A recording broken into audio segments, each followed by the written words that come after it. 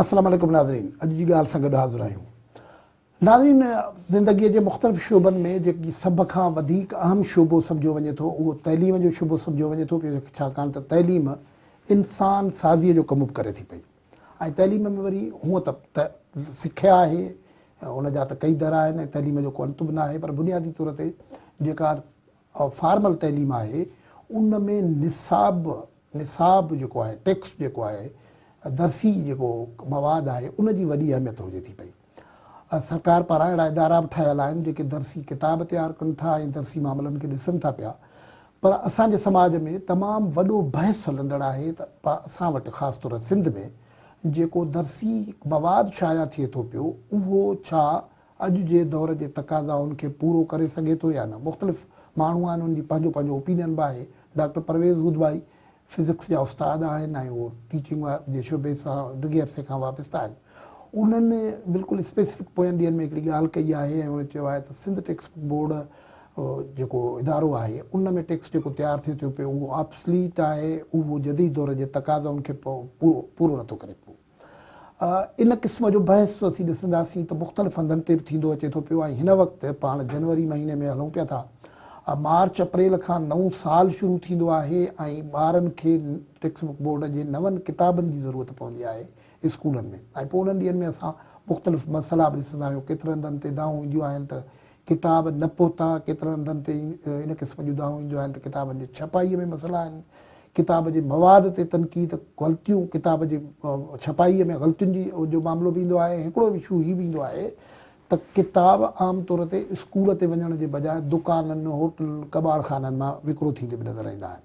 उन करे असां हिन अहम तरीन मौज़ूअ जे हवाले सां ज़रूरी सम्झो त सिंध टेक्स्ट बोर्ड जे अख़्तियारियुनि सां राब्तो कजे ऐं उन्हनि सां हिन सिलसिले में मालूमात कजे। सिंध टेक्स्ट बोर्ड जे चेयरमैन आगा सुहेल साहब असां सां गॾु आहिनि, उन सां ई अॼु हिन हवाले सां गुफ़्तगू कंदासीं। आगा साहब, तव्हांजी महिरबानी, तव्हां असांखे टाइम ॾिनो। मां बिल्कुलु बुनियादी सवाल इहो थो कयां जो त ॻाल्हि खे करण में सवलाई थिए त तनक़ीद इहा आहे त सिंध टेक्स्ट बोर्ड असांखे ख़बर आहे त पहिरें दर्जे खां वठी 12हें दर्जे ताईं, बल्कि किन हालतुनि में अॻियां बि जेको दर्सी किताब जो मवाद जेको आहे उहो टेक्स्ट बुक बोर्ड ॾिए थो, किताब छपाए उहो ॾिए थो ऐं उहो उन जी वास्तेदार अख़्तियारी बि आहे। हाणे इन्हनि किताबनि ते तनक़ीद इहा आहे त उहे अॼु जे जदीद दौर जे तक़ाज़ाउनि मुताबिक़ साइंसी अंदाज़ जी सोच या मुख़्तलिफ़ सब्जेक्टनि जा जेके महारत आहे उहा उन वटि उन सतह जी न आहे, उहा उन में रिफ्लेक्ट नथी करे, या ईअं चइजे त किताब जदीद दौर जे तक़ाज़ाउनि जो पूरा नथा कनि। छा चवंदो? बिस्मिल्लाहिर्रहमानिर्रहीम। थैंक यू सो मच नाज़ साहब कि तव्हां मूंखे इनवाइट कयो इन तमामु हिकिड़े अहम टॉपिक ते जेको अॼुकल्ह सोशल मीडिया ते ॾाढो बर्निंग बि आहे।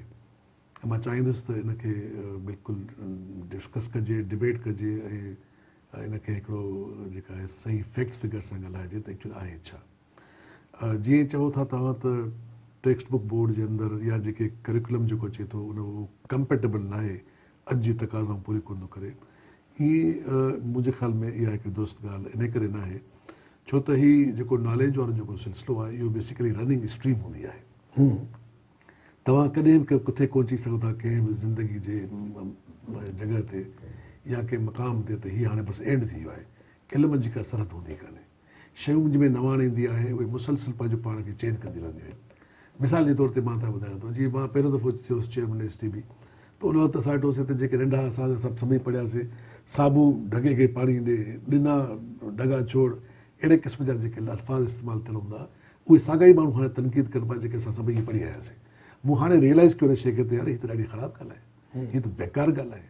तव्हां हिकिड़े सुठे नाले खे ख़राबु वेठा कयो। अलाह जो नालो तव्हां ॾिनो पिया वेठो कयो, साबिर जो नालो साबू कयो। सोसाइटी में नाला माण्हू रखणु छॾींदा ऐं उहे सभई वॾा असांजा अदीब मूंखे जेके वॾा वॾा अकाबर हुया सभु उन किताबनि में किरी आया, उहे हिनखे रिव्यू कंदा हुआ। किताब प्रोसेस थी, किताब मार्केट में ॿार पढ़ियो, सभु वॾा थी विया।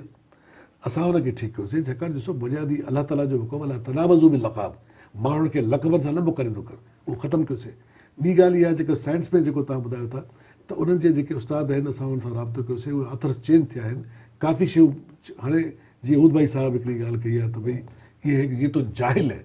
मुंहिंजे ख़्याल में इहो थोरी ॾाढो सरकास्टिकल आहे, वेरी जजमेंटल आहे। उद भाई साहिबु जहिड़े माण्हू मां इहा तवक़ो न ई थो अहिड़े क़िस्म जा अल्फाज़ जी सिलेक्शन करे। ॾिसो तव्हां अगरि कंहिं ते तनक़ीद कयो था, तनक़ीद बराए इस्लाह हुजे। तव्हां हुन में ॿुधायो पॉइंट आउट कयो त कहिड़नि तव्हांखे सर जेको सब्जेक्ट सब्जेक्ट तव्हां जीअं ॿुधायो आहे मां बुनियादी तौर ते इहा ॻाल्हि सम्झां थो पियो त छा टेक्स्ट बुक बोर्ड जेको आहे निसाब तयारु उहो करे ॾींदो आहे या को ॿियो अख़्तियारी आहे इदारो आहे जेको निसाब तयारु करे ॾींदो आहे? प्रोसीजर छा आहे उन में कीअं ऑथर्स कीअं था इंक्लूड थियनि आम माण्हू खे ख़बर पवणु घुरिजे? ॾिसो पहिरियों त जेको आहे सो 2 इदारा गॾु कमु कंदा आहिनि। हिकिड़ो आहे करिकुलम डायरेक्टोरेट ऐं रिसर्च, ॿियो आहे जंहिंखे ब्यूरो ऑफ करिकुलम हाणे अॼुकल्ह हुनजी डीकार नालो आहे डायरेक्टर ऑफ करिकुलम ऐं रिसर्च नाले सां उहो इदारो आहे। ओके उनजो कमु आहे त करिकुलम जा पैरामीटर सेट कंदो आहे। मिसाल जे तौर ते काइज़म जे मथां हिकिड़ो सब्जेक्ट लिखिणो पए थो। काइज़म जी जेका आहे सियासी जेका ज़िंदगी ते मथां छा लिखिणो आहे, केतिरनि पेजिस ते हुनजो मज़मून हुजणु खपिजे, घणे वर्ष ते मुश्तमिल हुजे ऐं हुनजो डायरेक्शन छा हुजे, उहो पैरामीटर्स पैरामीटर्स ठाहींदो। हाणे हुन ते लिखाईंदो केरु मज़मून? उहो लिखाईंदो टेक्स्ट बुक बोर्ड पंहिंजा ऑथर्स जेके पैनल ते आहिनि उन खां लिखाईंदा। उहे पैनल्स जी सिलेक्शन कीअं थी? उहा सिलेक्शन जेको आहे सो करिकुलम काउंसिल कंदी आहे, एजुकेशन डिपार्टमेंट कंदो आहे। असां उनखे मोकिलींदा आहियूं नाला। उन में टेक्स्ट बुक बोर्ड जो केतिरो इनपुट हूंदो आहे? करिकुलम काउंसिल जो मतिलबु आहे त उहो माण्हू सिलेक्ट करण जो अख़्तियार एजुकेशन मिनिस्ट्री वटि आहे? उहो मिनिस्ट्री वटि आहे। टेक्स्ट बुक बोर्ड जो उन में केतिरो इनपुट हूंदो आहे? उन में इहो एतिरो हूंदो आहे बेसिकली ॿिन्हिनि जो आहे। असां मथे मोकिलींदा आहियूं एजुकेशन डिपार्टमेंट खे ऐं उहे उनजी जेका आहे अच्छा तव्हां हिकिड़ो पैनल नालनि जो मोकिलींदो? उहो पुराणो मोकिलियल आहे, उनखे अपडेट थींदो रहंदो आहे उहो हर दौर में। उनजी जीअं उहे माण्हू मिसाल गुज़ारे वञनि था या उन जा जेके नवां माण्हू अची था वञनि त उनजो पैनल मोकिलींदा आहियूं मथे, उहो उनखे चलो हाणे मज़मून लिखियो, उन पैनल्स जे ऑथर्स लिखियो मज़मून, उहो जीअं हुननि लिखी ॾिनो तीअं ई छपे ॾिबो? सवाल ई पैदा उहो छा थींदो आहे, उहो मज़मून जेको आहे उहो वेंदो आहे करिकुलम डायरेक्टोरेट। मिसाल जेकॾहिं पैनल जेको आहे उनखे जेकॾहिं चऊं त उन में छा सब्जेक्ट जा घटि में घटि PhD सतह जा स्कॉलर हूंदा आहिनि? छा हूंदा आहिनि? तव्हांजा डॉक्टर जी लाना जहिड़ा माण्हू उनमें जा ऑथर्स आहिनि, उनजा पुराणा जेके वॾा वॾा नाला जेके तव्हां ॾिसो था, डॉक्टर नबी बख्श बलोच साहब जेको उनजी जेके लिखियल न मिसाल इहे त सिंधीअ जे सब्जेक्ट जा थिया। साइंस जो सब्जेक्ट थींदो, साइंस में बि तमामु ज़बरदस्त जेके डॉक्टर गौरी आहे इन्हनि जा जेके उहे मतिलबु त उहे पंहिंजे सब्जेक्ट जा ॿाहिरि हूंदा आहिनि, उहे टेक्स्ट लिखी ॾींदा। उहे टेक्स्ट लिखींदा, उहो टेक्स्ट वरी वेंदो आहे रिव्यू थियण जे लाइ करिकुलम डायरेक्टोरेट वटि। अच्छा उहो करिकुलम डायरेक्टोरेट जा जेके पैनल जा जेके एक्सपर्ट्स जेके आहिनि उहे रिव्यू कमेटी ठहियल आहे। उहा रिव्यू कमेटी खे इख़्तियार आहे। हाणे उहा रिव्यू कमेटी केरु आहे? उहा मिसाल तौरु अलाना साहब लिखी वरितो, डॉक्टर बलोच साहब हाणे वई कोन्हनि इहे, पर इन सतह जे माण्हुनि लिखी वरितो त रिव्यू कमेटीअ में छा उहा के ॿाहिरां एक्सपर्ट हायर कंदी आहे? या इहो वॾो अनफॉर्चुनेट आहे जेको मां हिते ज़रूरु मेंशन कंदुसि त जेके माण्हू रिव्यू कनि था उहे अनफॉर्चुनेटली उन माण्हुनि जी सतह जा माण्हू न आहिनि जेके इन लेवल जे माण्हुनि खे चेक कनि, उनजी लिखियल टेक्स्ट खे एग्ज़ामिन कनि। थिए छा थो त हू छा था कनि जो हाणे ॾिसो तव्हांखे अक्सर मुंहिंजो बहस हूंदो आहे सभिनी फोरमनि ते, इहा ई ॻाल्हि मां चवंदो आहियां त रिव्यू थींदो आहे वंस लिटरेचर में। मिसाल जे तौर ते मां हिकिड़ो एसे लिखियो, तव्हां मुंहिंजो एसे रिव्यू कयो, तव्हां जॾहिं मूंखे हिकिड़ो दफ़ो रिव्यू करे मोकिले छॾियो त इन जो मतिलबु आहे तव्हां U have given your input and everything is over on your part. U can अच्छा वरी तव्हां लिखी मुंॾे मोकिलींदो, ॿीहर मुंॾे मोकिलियो, तव्हांखे जॾहिं मां ॿीहर मोकिलींदुसि तव्हां पोइ मूंखे मुंहिंजे कंटेंट खे रिव्यू नथा कयो, तव्हां हाणे पंहिंजो पाण खे रिव्यू था कयो। ठीकु आहे न? त हिते छा थो थिए त उन साॻे सब्जेक्ट खे 10 टाइम्स रिव्यू पियो थिए। हाणे थिए छा थो त इदारे में टेक्स्ट बुक बोर्ड के ऑथर असांजा जेके तमामु टॉप लेवल जा जेके जिन लिखियो उहो मटीरियल जेको वियो रिव्यू कमेटी वटि, जेको डायरेक्टोरेट ऑफ करिकुलम वटि, उन्हनि उनखे रिव्यू कयो मल्टीपल टाइम्स। त एक्चुअली जेको कंटेंट जेको लिखियलु आहे, जेको टेक्स्ट लिखियलु आहे, जेको हुनजो स्पिरिट हुयो उहो सॼो ख़तमु थियो। जिन पोइ इहा सोसाइटी वारी जेकी कंप्लेन आहे त it is not up to the mark वारी ॻाल्हि वरी अची प्रूव उन में इन जॻह ते प्रॉब्लम आहे ऐं उनजे करे ई हींअर मिनिस्टर साहब इन ॻाल्हि खे रिव्यू पैनल खे चेंज कनि पिया पूरे स्ट्रक्चर खे, छाकाणि जो असां हुनखे ॿुधायो त हिते प्रॉब्लम बेसिकली छा को अहिड़ो अम्ब्रेला फोरम बि ठहियल आहे जिते इहे सभु माण्हू वेही रिव्यू जॾहिं थींदो आहे त जेके ओरिजिनल ऑथर्स हूंदा आहिनि उहे मौजूदु हूंदा आहिनि उते या हुननि जे गैर मौजूदगी में गैर मौजूदु थींदो आहे? इहो त कीअं मतिलबु रिव्यू कीअं थींदो? इहो ॾिसो इहा त ॻाल्हि आहे न त जेको रिव्यू थिए थो रिव्यू में थियण ई खपिजे त जेके असांजा जेके ऑथर्स आहिनि, जिन टेक्स्ट लिखियो आहे, जेके जिन लेसन लिखियो आहे, हिकु हिन ॿ हिन टे जेके वट उन्हनि खे उन रिव्यू करण सां गॾु वेहनि कमेटी सां गॾु, ताकी उनजे साम्हूं जॾहिं डिस्कशन थिए, ॾिसो माण्हू जॾहिं लिखंदो आहे पूरो कॉन्टेक्स्ट ॾियनि त मां जेको लिखणु चाहियो आहे उनजो मतिलबु ऐं हुनजे बैकग्राउंड छा आहे दिमाग़ में, हुन कहिड़ी ॻाल्हि किथां लिखी आहे, छो लिखणु चाहियो आहे, की हुनजो आर्गुमेंट छा आहे, छा थो सम्झाइणु चाहे। ज़ाहिर आहे हुननि जो जेकॾहिं राय आहे त उहा बि उन्हनि सां एक्सचेंज थिए। हू करे थो आइसोलेशन में लिखियो हिकिड़े माण्हू आहे, इन से हिते प्रॉब्लम अचे थो, इन जे करे पोइ थिए छा थो त जेको रिव्यू करे थो उहो हुनजे कंटेंट खे, हुनजे डायरेक्शन खे किथे न किथे मसइलो गंभीर आहे, पाण गुफ़्तगू जारी रखंदासीं, पर ब्रेक जो वक़्तु जो आहे, ब्रेक वठंदा।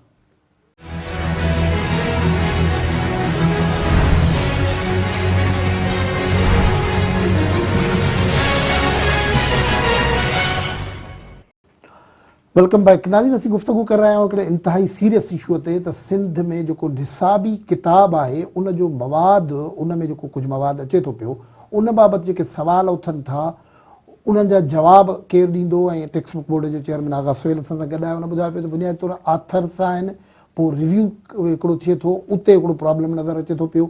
पोइ भला आगा साहिब छा का इन जो हल बि कढिजे थो पियो, छाकाणि त इहो हिकिड़ो वॾो वैक्यूम आहे त रिव्यू पंहिंजे लेखे ते पियो, पंहिंजे लेखे ते पियो, उन विच में इंसानी रिश्ता आहिनि, तालुक आहिनि, मिसाल मुंहिंजो कंहिं सां ॻाल्हि वणंदी, कंहिं सां न, प्रोफेशनल मामला थींदा आहिनि, मुमकिन आहे त उहे शयूं थींदियूं हुजनि या न थींदियूं हुजनि, पर हाणे इन जो हल छा पियो कढिजे। मिसाल ॿियनि हंधनि ते कीअं आहे, सिंध में इहो आहे, पंजाब इन मसइले खे कीअं थो हल करे। पंजाब जे अंदरि ईअं आहे त पंजाब में इहे सभई ॿई इदारा क्लब थियल आहिनि गॾु टुगेदर हिकिड़ी अम्ब्रेला जे तहत। उन में करिकुलम जो डायरेक्टोरेट अलॻि आहे, उन में जेको टेक्स्ट बोर्ड जो जेको चेयरमैन चइजे या उनजो जेको डायरेक्टर चइजे उहो अलॻि आहे। मथां हिकिड़ी ॿी अथॉरिटी वेठी आहे जेका ॿिन्ही खे रिव्यू करे थी, ॿिन्ही खे सुपरवाइज़ करे। पर हिन में बि त ईअं हूंदो न, इहे ॿई तइलीम खाते जे कमान हेठि अचनि था, वज़ीर तइलीम हूंदो, सेक्रेटरी तइलीम हूंदो, बाक़ी टेक्स्ट बुक बोर्ड चेयरमैन अलॻि आहे, हुनजो ईडी अलॻि हूंदो। हा बिल्कुलु। हाणे हिन वक़्तु ईअं ॾिसो असां वटि जो ॿ इदारा अलॻि आहिनि, सेपरेट कमु कनि था, पर ज़ाहिरी ॻाल्हि आहे जॾहिं हिकिड़ी शयूं जी आइसोलेशन थिए थी कम जी, मिसाल टेक्स्ट हिकिड़े लिखियो आथर, उहो वियो करिकुलम डायरेक्टोरेट वटि, उनजा जेके पैनल आहे, जेको रिव्यू कमेटी वारो उहो अलॻि आहिनि, उहे पंहिंजे हिसाब सां उन पर्टिकुलर हिकिड़ी एंगल आहे जंहिं तहत उनखे चेक कनि था, वरी उनखे सम्झ में थी अचे। मां तव्हांखे ॿुधायां थो मल्टीपल टाइम्स मुंहिंजो हमेशह पॉइंट इहो हूंदो आहे त भई तव्हां अगरि किताब रिव्यू कयो था मैक्सिमम तव्हां वंस कयो। इहो कई भेरा इहे ख़बरूं बि ईंदियूं आहिनि त किताब नओं तइलीमी साल शुरू थी वञे, किताब मार्केट में न पहुचंदो आहे, ख़बर पवंदी आहे त छा को हुनजो टेक्स्ट जी तयारीअ में डिले थी वई आहे, रिव्यू में डिले थी आहे, अथर्स में डिले थी आहे। इहो मसइलो बि हिते इन मरहले ते थिए थो। इहो एक्चुअली छा थो थिए, जो किताब जीअं मां तव्हांखे पहिरें शुरू में ई पंहिंजी ॻाल्हि में ॻाल्हि त किताब जेके आहिनि से असां ईअं न आहे त हिकिड़ो दफ़ो लिखिजी वियो त फाइनल थी वियो। किताब खे अपडेट थींदो अचे थो हर साल, काफ़ी शयूं नवां सब्जेक्ट्स इंट्रोड्यूस थियनि था। जीअं हालात ॾिसो था, सोसाइटी जीअं एक्सपेंड थिए थी, नवाण अचे थी, नओं इल्मु अचे थो। अॼुकल्ह त उहो ज़मानो न आहे न जो सिर्फ़ु क्लास में चाक ते पढ़ाए उस्ताद ऐं माण्हू पढ़ी पंहिंजे घर वञी हिजे करे मोटी अचे।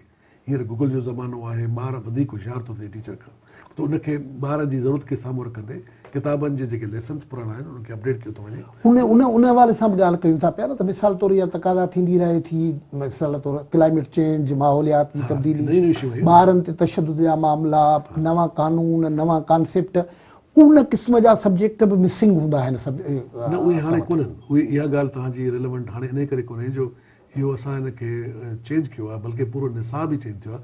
हुदबाई निसाब जी ॻाल्हि मां इन करे चवंदुसि त अगरि जेकॾहिं किताबनि खे हिकिड़ो दफ़ो रिव्यू करे पाण, हुदबाई साहिब हिकिड़े ज़माने में बोर्ड जो चेयरमैन उनखे असल में पुराणो सेक्रेटरी साहिबु हूंदो हो, शायदि उन परवेज़ पेचू साहिबु, उन उनखे इंगेज कयो हो पंहिंजे कम जे लाइ, पर पोइ हुन चयो त मां उनखे चयनि त तव्हां रिव्यू कयो। पोइ रिव्यू में थोरो शायदि ॿुधो आहे त उन कमु कयो हुयो, पर हिकिड़ी स्टेज ते पोइ चयो नहीं मेरा काम नहीं है, बस मैं जा रहा हूँ। त हाणे मूंखे वधीक ख़बर न आहे, मां हुनजे लाइ वधीक कमेंट कयां।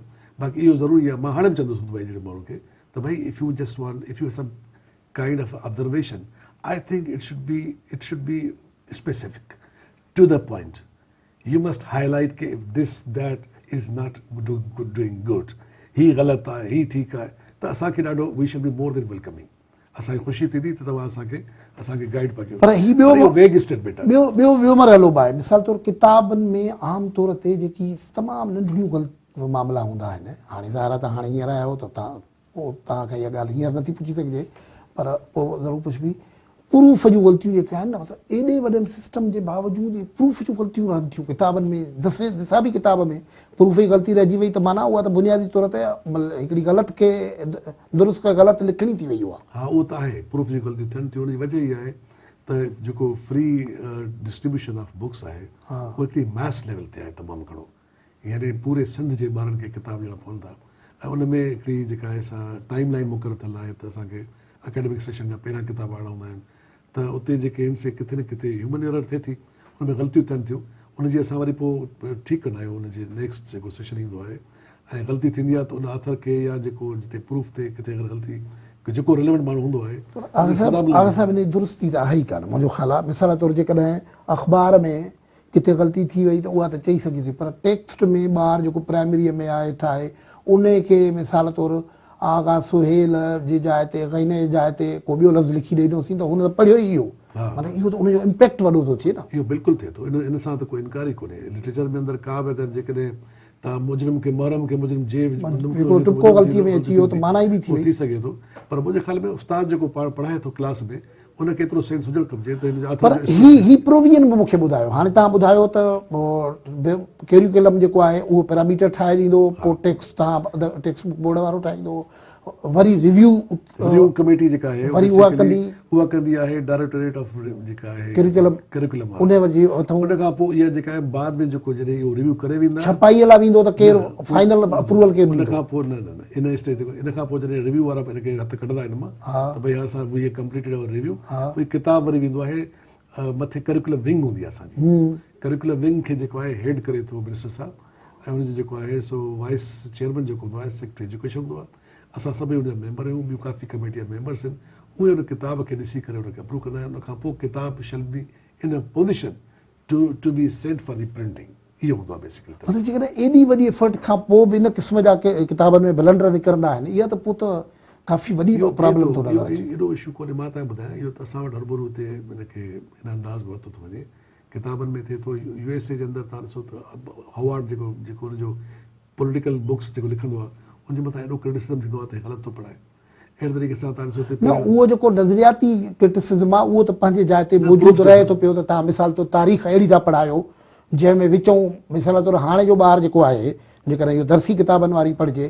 त हुनखे शायदि इहा थोरनि ॿारनि खे ख़बर किताबनि में पवंदी त पाकिस्तान ठहण महिल 5 सूबा हो मतिलबु 5 सूबे जो तारीख़ में ज़िक्र ई नथा कयो मतिलबु इन क़िस्म जो जेको प्रॉब्लम आहे त इन खे किथां दुरुस्त कजे इहो पॉलिटिकल विल सां दुरुस्त थींदो इहो पॉलिटिकल विल थींदी छाकाणि ॾिसो असां हिकिड़ो इदारो जेको आहे उहो ज़रूरु मातहत आहे हिकिड़े सरकारी हुकुम जे ऐं डेफिनेटली उहो असांजो कमु आहे त रिसर्च करे शयुनि खे दुरुस्त करे ठीकु करे उन खां पोइ मथे मोकिलिबो आहे त असुल मां त ॿुधायां जेको सिस्टर इदारो आहे करिकुलम डायरेक्टरेट उनजो कमु आहे त उन शयुनि खे ठीकु कनि पैरामीटर्स अहिड़ा सेट कनि ऐं उन कंटेंट खे जेको आहे बल्कि तव्हांजी ॻाल्हि ॾाढी सुठी आहे उहा इहा आहे त जेको ऑथर आहे ओरिजिनल उहो he should sit together under one roof with the curriculum directorate जेको हुनजो एक्सपर्ट पैनल आहे रिव्यू पैनल आहे ताकी उहा जेका ग़लती या जेको मुबहम थिए थो ॿिन्ही जे विच में उहो देर देर ठीकु थिए ताकी किताब जी शिकिल उन वटि बहितर थिए हिकिड़ो माण्हू लिखी वेहे थो ॿियो वञी पंहिंजे घर में वञी या ॿी पंहिंजी कमेटी में हिकिड़े आइसोलेशन में पंहिंजे हुनजे दिमाग़ में कुझु ॿियूं ॻाल्हियूं आहिनि जीअं तव्हां सम्झो था हर इंसानु हिकिड़ो इन्फ्लुएंस हूंदो आहे जीअं केरु चवे त मां न आहियां इहो ग़लति आहे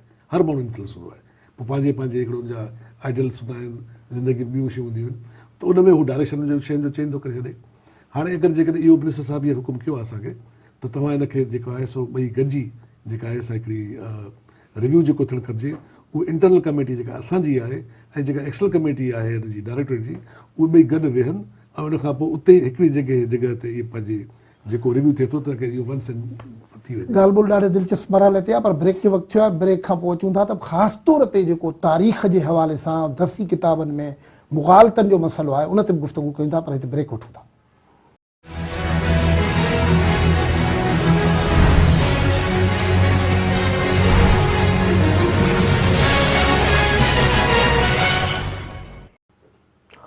वेलकम बैक नाज़रीन असीं गुफ़्तगू कर रहिया आहियूं जेको दर्सी किताबनि में मवाद आहे उनजी क्वालिटी ऐं उनजे प्रोसेस जे हवाले सां असां वटि सूरत हाल इहा आहे त आमतौर ते ॻाल्हाइण ऐं खुली ॻाल्हाइण जी तमामु घटि गुंजाइश हुजे थी छाकाणि त हुन में ख़तरा घणा हुजनि था पिया दर्सी किताबनि जे हवाले सां बि इन क़िस्म जी सूरत हाल आहे अगरि सुहेल साहिबु चेयरमैन टेक्स्ट बुक बोर्ड सां गॾु आहे अगरि हिकिड़ी शिकायत इहा आहे त टेक्स्ट बोर्ड में अहिड़ो टेक्स्ट बुक बोर्ड जी किताबनि में अहिड़ो मवाद दर्सी किताबनि में मौजूदु हुजे थो जेको हेठ मटीरियल में अचे थो फ़िरके वारियत जे बुनियाद ते मिसल पाकिस्तान में रहंदड़ मुख़्तलिफ़ आबादियुनि जे हवाले तव्हांखे ख़बर आहे त कोर्ट सुप्रीम कोर्ट ताईं बि इहो मामिलो वियो इहो हिकिड़ी सुप्रीम कोर्ट में हिकिड़ी पिटिशन थी बल्कि अञा हलंदड़ बि आहे ऐं उन पिटिशन जे नतीजे में उन ज़माने जे चीफ जस्टिस साकिब निसार हिकिड़ी वन मैन कमीशन ठाही जेका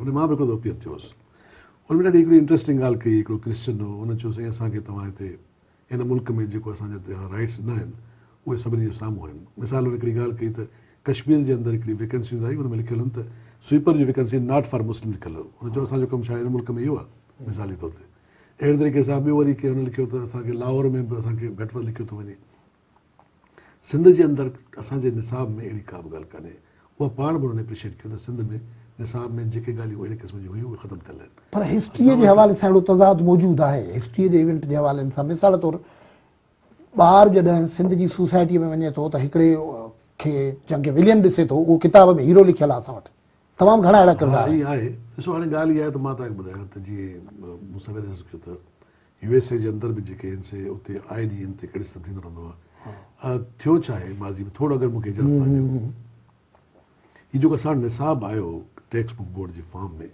इहो बेसिकली 1837 खां पोइ ई थियो आहे। यानी लॉर्ड मैकाली जेको आहे उहो जॾहिं अंग्रेज पातो इंग्लैंड खां इंडिया में त उन ज़माने में लॉर्ड बेंटिंग बि हुयो हिते वाइसराय जेको हिते इंडिया जो हूंदो उनखे उहो कन्विंस करियो। हिकिड़ी कमेटी ठही, उन कमीशन जे अंदरि उहो चेयरमैन हो। हिकिड़ा स्कूल ऑफ थाट हुआ, हिकिड़ो ओरिएंटलिस्ट हो, ॿियो हुयो जेके वेस्टर्न वारा। लॉर्ड जेको मैकाली हो वेस्टर्न चइबो त इंग्लिश पढ़ायो ॿारनि खे। हुनजो हिकिड़ो मशहूरु जुमिलो आहे जेको अजीब लॻे थो। हुन चयो त the entire knowledge I have gone through in India, so be it in Sanskrit or in Arabic, is not even equal to one shelf knowledge in the libraries of the Western society. इन अंदाज़ रखो त जेको दुनिया जे चओ थो Europe जे जेका library आहे उन जे नंढड़े हिकिड़े शेल्फ जे अंदरि जेके किताब पिया आहिनि ओतिरो बि इल्मु मूंखे न मिलियो संस्कृत अरबिक में इंडिया जे अंदरि। इहा ॻाल्हि हुन खां पोइ चओ त इंग्लिश पढ़ायो। पोइ हाई कोर्ट ऐं बाक़ी जेके असांजे कोर्ट जे अंदरि जेको आहे इंग्लिश जेका आहे सा उहा राइज थी वई एज अ ऑफिशियल लैंग्वेज। हालांकि इन मैकाली जे लाइ कार्ल मार्क्स जा लफ़्ज़ आहिनि त हीउ हिकिड़ो फाल्सीफायर आहे तारीख़ जो। हीउ हिकिड़ो अहिड़ो टेक्निकल फाल्सीफायर आहे, यानी हिकिड़ो कूड़ो अहिड़े क़िस्म माण्हू आहे त इहे तव्हां ॾिसो त माना का बि शइ हथवी करे थी कान्हे। तंहिंजे करे इहे आर्ग्यूमेंट्स ॿिन्ही तरफ़ खां ईंदा। पर मिसाल तौरु इन क़िस्म जे मवाद ते नज़र हुजे थी। मां जीअं तव्हांखे स्पेसिफिक हिसाब मिसाल ॾिनो तारीख़ जो मवाद जॾहिं पढ़नि था पिया त मिसाल हुन में तारीख़ हिकिड़ी नुक़्ते निगाह खां हले थी पई जंहिं बाबति आमतौर ते पढ़ी वरी ॿार खे ॿार अलॻि ॿी तारीख़ ॿुधणी पवंदी आहे। थियो ई आहे न। ॾिसो पोइ दफ़े असांजी तारीख़ में बि त वाक़िया कुझु अहिड़े क़िस्म ते जनरल ज़ियालत जो ज़मानो आयो उन हिकिड़ी एक्सट्रीम ते खड़ी हुई शइ। तव्हांखे ख़बर आहे हिकिड़े असांजे ग्लोबल जेके हालात थिया या जेके असांजा जियो पोलिटिकल हालात थिया उनखे मद्देनज़र उन हिकिड़ी शइ पढ़ाइणु शुरू कयो। वरी आयो जनरल मुशर्रफ हुन चयो न भई हिनखे वाइंड अप कयूं, हाणे ॿी शइ पढ़ाईंदा। त इहे डेफिनेटली इहो वक़्त सां गॾोगॾु शयूं चेंज थियनि थियूं। हाणे उमेद ई करे सघे थी त हिन में थोरो बहितरी अचे। ॿियो हिकिड़ा तमामु घणा जेके प्रैक्टिकल सवाल आहिनि। मिसाल तौरु हिकिड़ो अदब टेक्स्ट बुक बोर्ड जे किताबनि जे हवाले सां आमतौर ते शिकायत पहुचंदी आहे जॾहिं नवां तइलीमी साल शुरू थींदा आहिनि त स्कूल खुली वेंदा आहिनि, किताब न पहुचंदा आहिनि।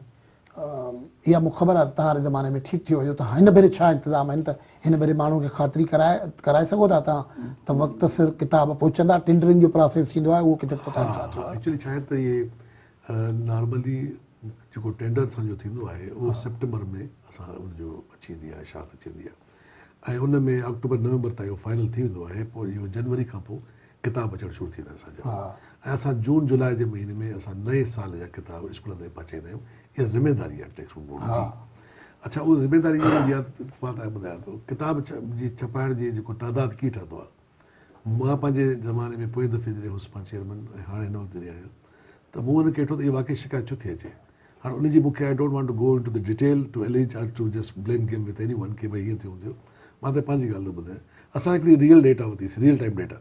वियोसि असांजी टीम वई मिसाल के हिकिड़े बदीन जेके स्कूल में उते क्लास 8 में हुन ॾिठो त ॿार केतिरा आहिनि त मिसाल 30 ॿार हुया।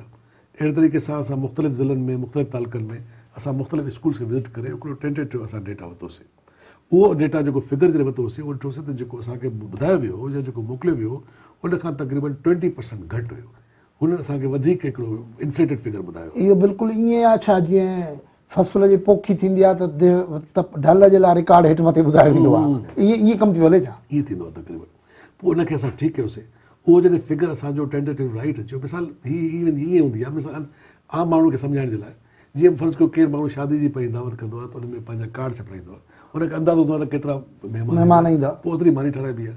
त हीअं टेक्स्ट बोर्ड बि ईअं कंदो आहे त केतिरा लाइकली आहिनि त हिन नेक्स्ट ईयर ॿार एनरोल थींदा, दाख़िला वठंदा, उनजा किताब केतिरा हुजणु खपनि।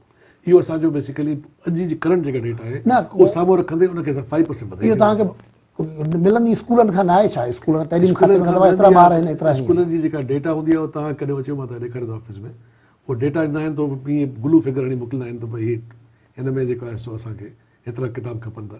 उहो किताब बेसिकली तव्हां वञनि था एक्चुअली हिते मां हाणे हिते पियो चवां Actually, मिसाल तौर किताब स्कूल में न मिलंदा आहिनि पोइ कुझु ॾींहंनि खां पोइ पकोड़नि जे दुकाननि तां कबाड़ियुनि वटां इहे किताब पिया मिलंदा आहिनि इहो छा आहे कबाड़ वारो इहो सिलसिलो आहे कबाड़ वारो इहो सिलसिलो आहे त पहिरियों मां ई तव्हां क्लियर कयां किताब जॾहिं असां हुन खां वठंदा आहियूं डेटा किताब असां हुनखे पाण वेरीफाई कंदा आहियूं माना मुंहिंजो पंहिंजो तरीक़ो इहो आहे। हिकिड़ो हुनजो वर्जन उन वर्जन खे वरी मां काउंटर चेक कंदा आहियूं जॾहिं असां हुनखे हिकिड़े हथ में नथी पढ़ंदा आहियूं हुनखे रेशलाइज़ कंदा आहियूं त हा इहो फिगर ठीकु आहे उन फिगर खां पोइ असां मोकिलींदा आहियूं हुनखे टेंडर जो हिसो ठाहींदा आहियूं उन डॉक्यूमेंट जो हिसो ठाहींदा आहियूं जंहिंमें असां छपराणे वेंदा आहियूं किताब उहे जॾहिं किताब असां वटि अचींदा आहिनि त असां पोइ सभु उन माण्हुनि खे घुराईंदा आहियूं कंसर्न टीओस खे प्लीज़ कम हियर अचो अची तव्हां हुते पंहिंजो थंब इंप्रेशन ॾींदो पंहिंजे जेका असां हुनखे असांजो फुटेज वठंदा आहियूं हुन खां किताब जी गाॾी असां ट्रांसपोर्ट कराईंदासीं किताब खणी हुनखे पहुचाईंदासीं जिते हुनजो वेयर हाउस हूंदो छो त जून जुलाई में तव्हांखे ख़बर आहे मोकलूं हूंदियूं आहिनि त उहे किताब पाण वटि रखाईंदो असेंबल कंदा आहिनि शयुनि खे कहिड़े कहिड़े स्कूल में हुनखे मोकिलिणा आहिनि छो त हुन वटि सॼी फिगर हूंदी आहे। इहा ॻाल्हि सम्झण लाइ ईअं चइजे त किताब तव्हां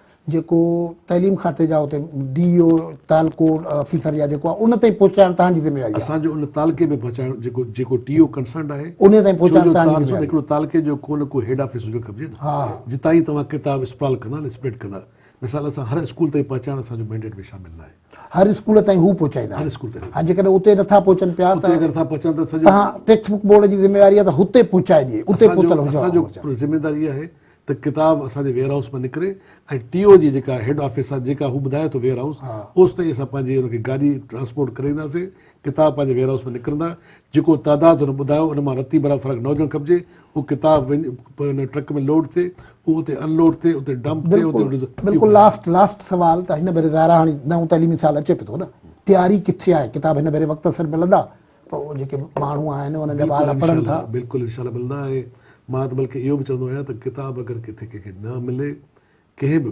सिंध जे कंहिं कुंड में त उनजो ज़िमेदार टेक्स्ट बुक बोर्ड आहे ऐं उनजो ज़िमेदार मां पाण ई आहियां मूंखे हींअर बि काफ़ी असांजा जेके वीचारा दोस्त मोकिलींदा आहिनि असां अननोन मैसेज कंदा आहिनि त असांखे किताब न मिलिया त मां चवंदो आहियां भई किताब तव्हां परचेस कयो परचेस करे ॾह पहुचायो हुनखे मां त हुनजो ज़िमेदार खणी कोन आहियां छो त पोयां जेके छपाई थी आहे पर असां हुनखे न फ़क़ति चेयरमैन जी सोच में बल्कि as a parent I believe कि मुंहिंजो कमु आहे हिन भेरे किताब पहुचंदा इंशाल्लाह किताब पहुचंदा महिरबानी आगा सोहेल साहब नाज़रीन आगा सोहेल सिंध टेक्स्ट बोर्ड जा चेयरमैन असां सां गॾु हुआ उन सां असां गुफ़्तगू कई आहे टेक्स्ट बुक बोर्ड जे दर्सी किताबनि जे मवाद खां वठी जेको डिस्ट्रीब्यूशन जो निज़ाम आहे जेको प्रैक्टिकल जा इशूज़ आहिनि उन्हनि जा असांखे उमेदु आहे त जॾहिं हिन भेरे किताबनि जे रसद वारो मामिलो थींदो तॾहिं असीं हिकिड़ो भेरो वरी आगा सोहेल खे तकलीफ़ ॾींदासीं ऐं ॿुधाईंदासीं त माण्हुनि खे कहिड़ियूं जेकॾहिं मुश्किलात आयूं आहिनि त उन्हनि बाबति गुफ़्तगू कयूं गुफ़्तगू हितां मोकिलायूं था अला भाई।